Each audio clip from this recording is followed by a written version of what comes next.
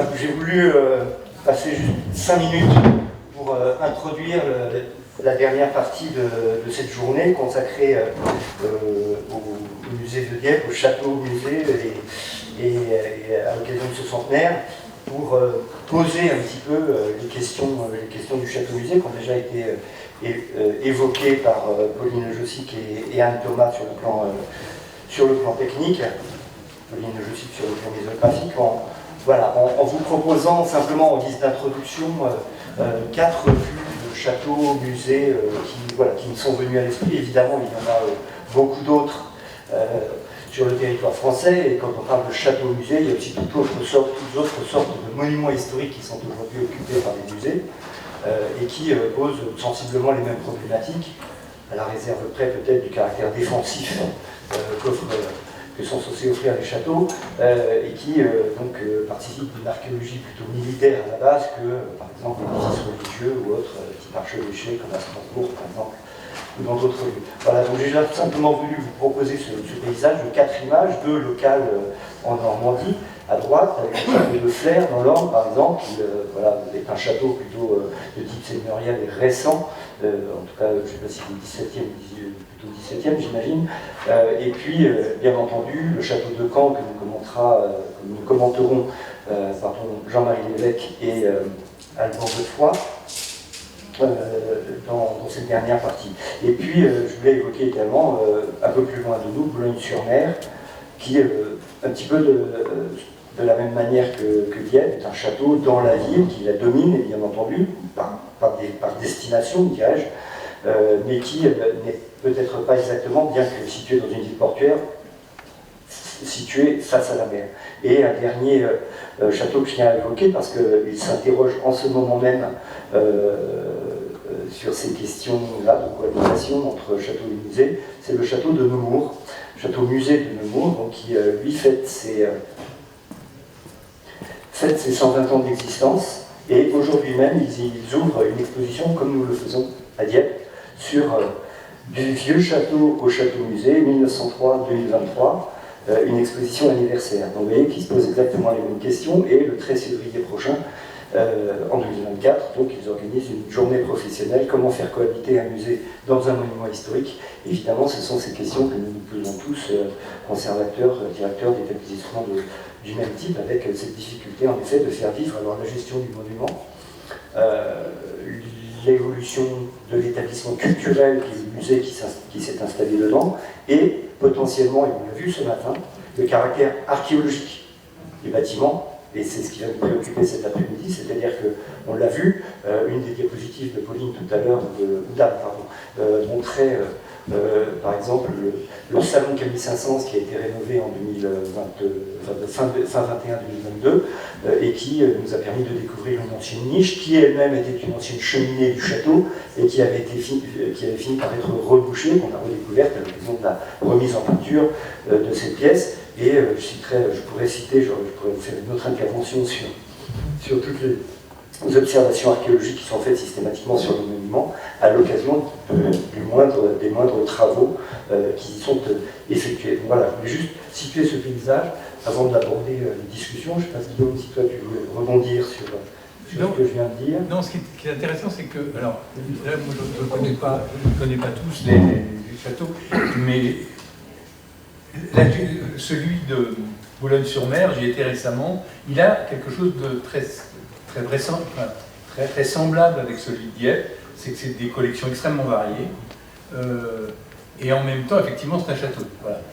Et donc, c'est un peu le cas de Dieppe. Il y en a d'autres qui sont dédiés à une seule période, à une seule conservation. Je ne sais pas, à eux, par exemple, on est chez Louis-Philippe et on ne sort pas de chez Louis-Philippe. Il n'y a pas de surprise. Donc, est-ce que, la grande question, c'est, est-ce que ça correspond, est-ce que toi, dans ton esprit, c'est surtout des musées qui ont des collections variées, qui peuvent se renouveler avec des fonds ou pas? C'est vrai que le château de Dieppe, on l'a très vite fait évoquer à travers les noms, et encore, est un musée encyclopédique. L'intervention de Pauline nous l'a un petit peu montré. Il est né comme ça dès les premiers inventaires, on le voit, on part sur l'ivoire, l'histoire maritime, l'histoire locale, les beaux-arts, un petit peu tout. Et Et c'est cette vision encyclopédique qui finalement est, à mon sens, en tant que directeur d'établissement, extrêmement généreuse parce que ça vise à l'encyclopédie du cerveau, l'encyclopédisme potentiel du cerveau humain et à tous les intérêts qu'on peut porter sur l'ensemble des créations de l'humanité, mais aussi l'histoire naturelle, ce qui a été le cas de Dieppe, puisque la collection de Jossardi arrive, est achetée par la ville en 1864.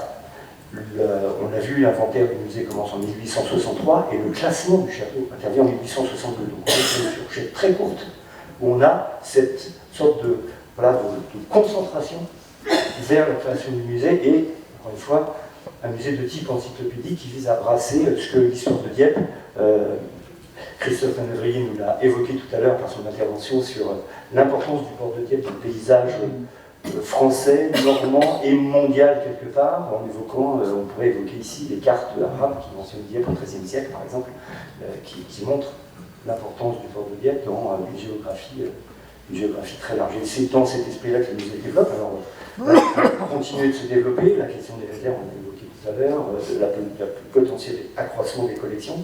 Après, voilà, comment on fait pour faire tenir tout ça dans le bâtiment qui, lui, est fini. Je regarde certains représentants de la municipalité ici, le musée il est fini, enfin le bâtiment du château est fini, et comment on fait pour considérer qu'un musée vit et s'enrichit par les acquisitions et le développement de ses collections. Je rappelle que ce développement, par ailleurs, il suit le temps. Le musée, il suit le temps. D'abord, il doit s'adapter en tant que musée aux demandes du public, mais aussi il doit toujours considérer qu'il doit être, pour les générations futures, le réceptacle de ce qui se passe maintenant et dans les quelques années qui ont précédé. C'est-à-dire qu'il y a des collections, on se dit, en tant que conservateur, c'est important de les faire entrer parce que c'est vraiment le témoignage de notre époque et que ça doit rentrer dans ce que le musée doit livrer à nos enfants, petits-enfants, arrière-petits-enfants, lorsque le musée, s'il existe toujours, elle sera toujours visitée. Je ne vais pas être plus long. Juste un mot. Dès le début, dans les premières collections, dans le côté cabinet de curiosité, il y a eu quand même des dons de l'État qui ont été mis à disposition du musée. Est-ce que ça, c'est envisageable de se reproduire? Je ne sais pas, peut-être par d'autres moyens, ou pour enrichir, ou pour polariser sur Dieppe, par exemple sur le maritime, sur la mer, etc.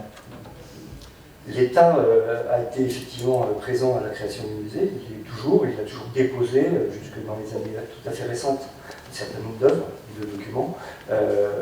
Il a même réaffirmé il y a quelques années le souhait de l'État de favoriser l'adaptation, l'évolution des musées en renforçant les thématiques. Donc c'est toujours possible, alors c'est toujours possible moyennant les règles élémentaires du Code du patrimoine, mais en effet c'est toujours possible et il n'y a pas si longtemps que ça, compte tenu des dépôts de l'État, je pense par exemple à une pièce du Musée national d'art moderne qui nous a déposé une statue de Braque qui manquait à la collection d'Estampes, par exemple.